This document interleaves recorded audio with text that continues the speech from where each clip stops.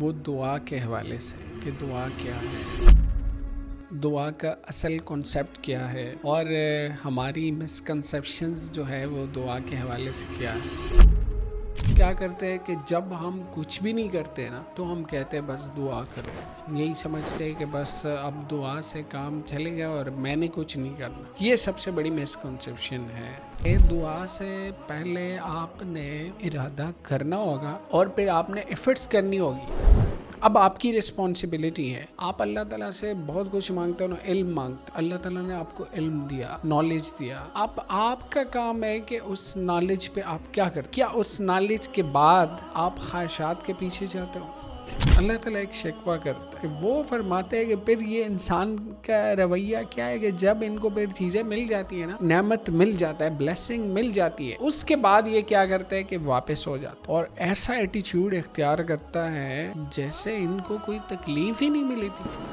جس طرح ایک حدیث ہے، بہت پیاری حدیث ہے، وہ فرماتے ہیں، آپ صلی اللہ علیہ وسلم فرماتے ہیں کہ جس بندے کی آنکھ کھلی رات کو اور اس نے یہ ذکر کیا کہ لا الہ الا اللہ وحدہ لا شریک لہ لہ الملک ولہ الحمد وہو علی کل شیء قدیر، یہ پوری دعا پڑھی، مطلب یہ ذکر پڑھا، اس کے بعد اس نے کہا سبحان اللہ والحمد للہ ولا الہ الا اللہ واللہ اکبر، اور پھر اس کے بعد اس نے کہا ولا حول ولا قوت الا باللہ۔ کہتے ہیں کہ جب یہ ذکر آپ پڑھتے ہیں نا اور اس کے بعد پھر آپ جو بھی دعا مانگتے ہیں، یعنی اس کے بعد اللہم اغفر لی یا جو بھی دعا آپ مانگتے ہیں، کہتے ہیں وہ دعا رد نہیں، یا اگر وہ آپ کو پرابلمز میں پھر بھی رکھتے ہیں تو آپ کو اطمینان مل جائے گا، سکون مل جائے گا، گائیڈنس مل جائے گا، یہدی قلبہ، اور آپ ہیل رہے ہیں۔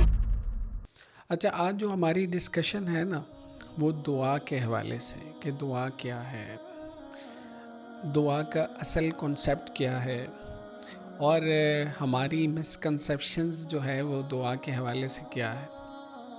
کیا دعا کمپلیٹ سرنڈرنگ کا نام ہے؟ کیا دعا جو ہے وہ آپ کی اصل اسٹرینتھ ہے؟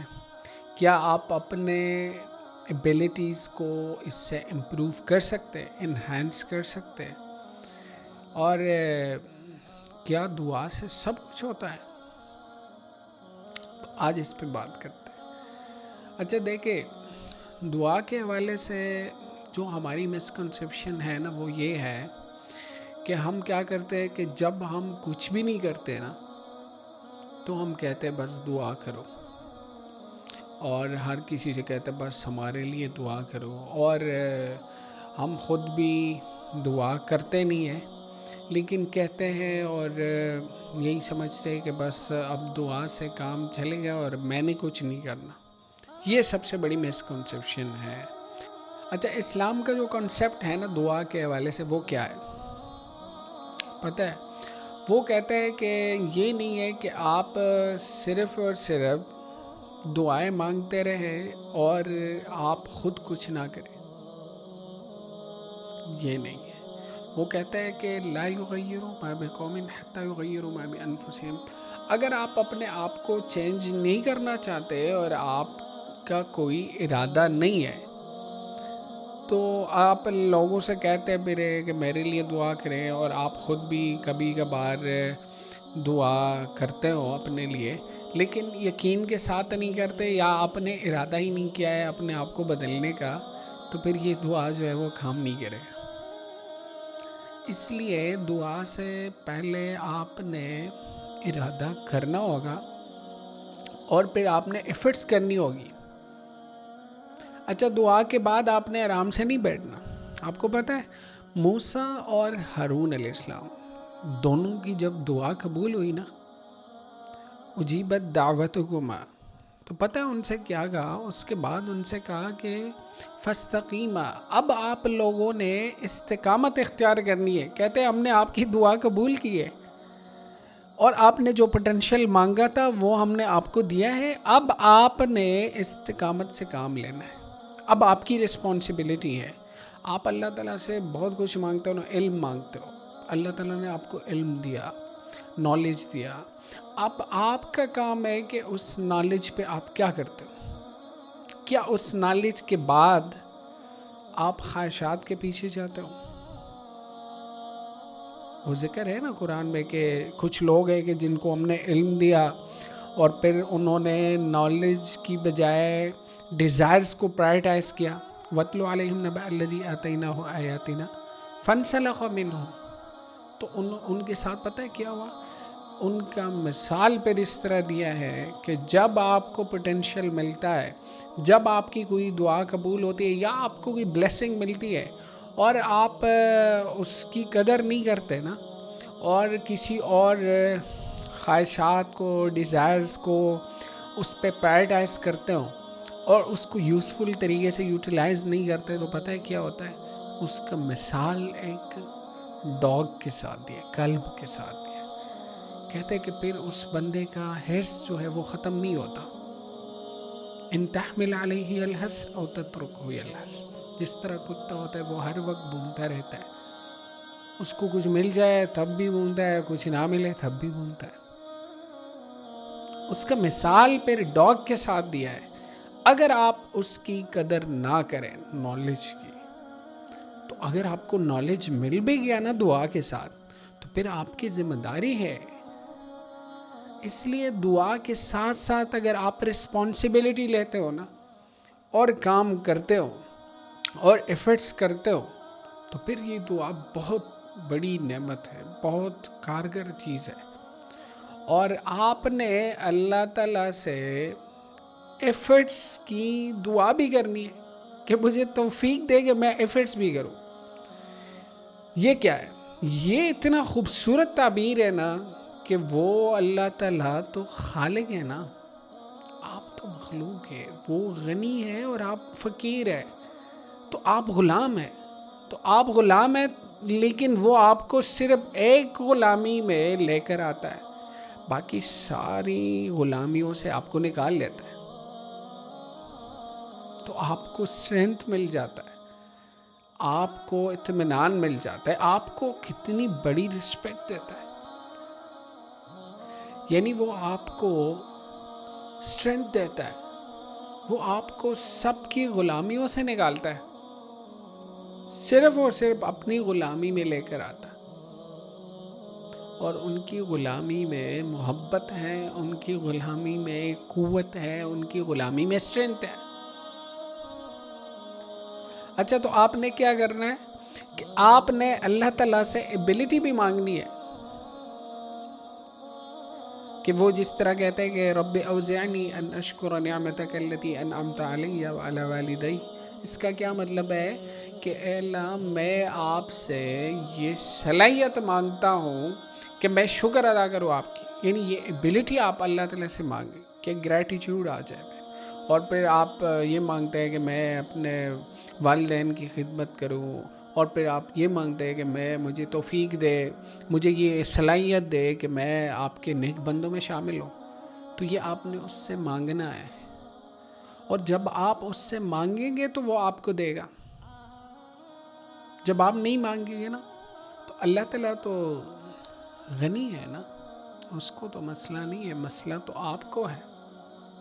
تو آپ اپنے آپ کو ان کے سامنے سرنڈر کرے اور ان سے دعائیں مانگے، وہ آپ کو دے دے گا، وافر مقدار میں دے دے. اچھا، اب انسان کے ساتھ پرابلم پتہ ہے کیا ہے دعا کے حوالے سے؟ ایک تو یہ ہے کہ وہ بہت عجلت سے کام لیتا ہے اور جلد بازی سے کام لیتا ہے. وَكَانَ الْإِنسَانُ عَجُولًا. اور یہ جو آیت آئی ہے نا، یہ دراصل دعا کے بعد آئی ہے، مطلب دعا کے حوالے سے ذکر ہو رہا ہے. اور پھر کہتا ہے کہ انسان جو ہے وہ عجلت کا شکار رہتا ہے، اور وہ بہت جلد باز ہے اور بہت جلدی ان کو چیزیں چاہیے. اچھا، پھر کیا کرتے ہیں؟ ایک تو یہ مسئلہ ہے، یعنی وہ دعا کرتے ہیں، دعا شروع کرتے ہیں، تو پھر وہ کہتے ہیں بعد میں کہ یار مجھے تو نہیں ملا، تو شاید مجھے نہیں ملنے والا، تو مایوس ہو جاتا ہے. دوسرا مسئلہ اس کے ساتھ کیا ہے؟ دوسرا یہ ہے کہ یہ دعا تب کرتے ہیں جب ان پہ کوئی مسئلہ آتا ہے، کوئی مصیبت آ جاتی ہے نا، تو تب ان کو دعا یاد آ جاتی ہے. اس سے پہلے ریممبرنس نہیں ہوتی، اس سے پہلے اللہ تعالیٰ کو یاد نہیں کرتے، اس سے پہلے اللہ سے دعائیں نہیں مانگتے، اس سے پہلے ایبلٹیز نہیں مانگتے، اس سے پہلے اسٹرینتھ نہیں مانگتے، اس سے پہلے رزق نہیں مانگتے، اس سے پہلے صلاحیت نہیں مانگتے اللہ سے. تو جب مصیبت آتی ہے تو پھر اللہ تعالیٰ سے مانگنا شروع کرتے ہیں. تو یہ بھی اچھی بات ہے اگر آپ مصیبت میں اللہ سے مانگتے ہو اور اس کی طرف رجوع کرتے ہو اور دعا کرتے ہو. لیکن اللہ تعالیٰ ایک شکوہ کرتا ہے کہ وہ فرماتے ہیں کہ پھر یہ انسان کا رویہ کیا ہے کہ جب ان کو پھر چیزیں مل جاتی ہیں نا،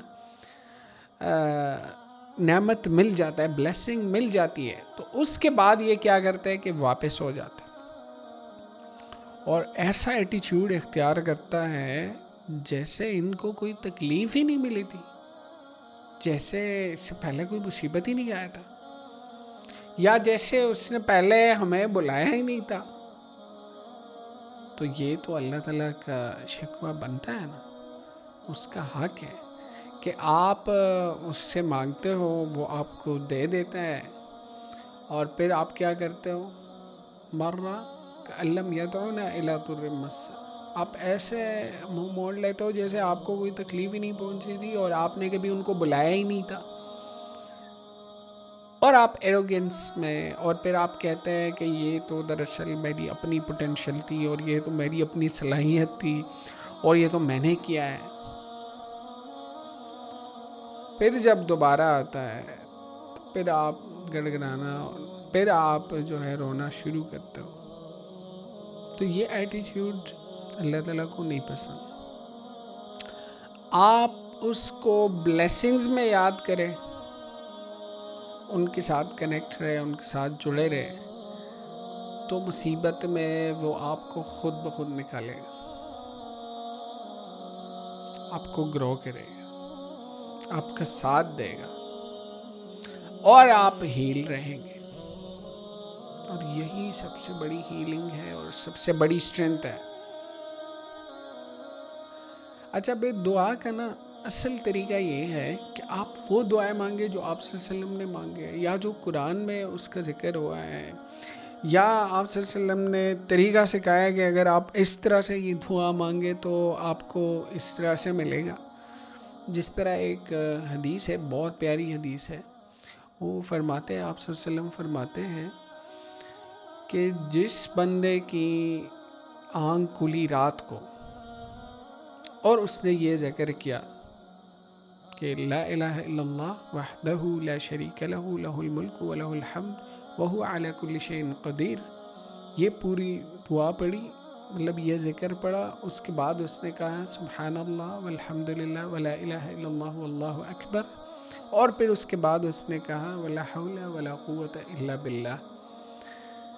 تو کہتے ہیں کہ جب یہ ذکر آپ پڑھتے ہیں نا، اور اس کے بعد پھر آپ جو بھی دعا مانگتے ہیں، یعنی اس کے بعد اللہم اغفر لی یا جو بھی دعا آپ مانگتے ہیں، تو کہتے ہیں وہ دعا رد نہیں.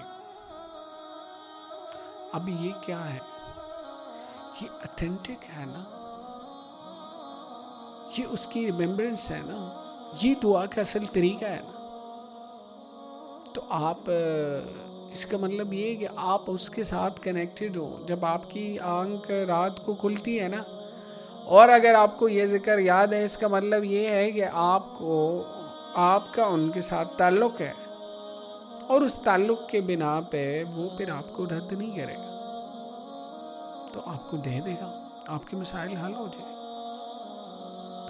یا اگر وہ آپ کو پرابلمز میں پھر بھی رکھتے ہیں تو آپ کو اطمینان مل جائے گا، سکون مل جائے گا، گائیڈنس مل جائے گا، یہدی قلب، اور آپ ہیل رہیں گے.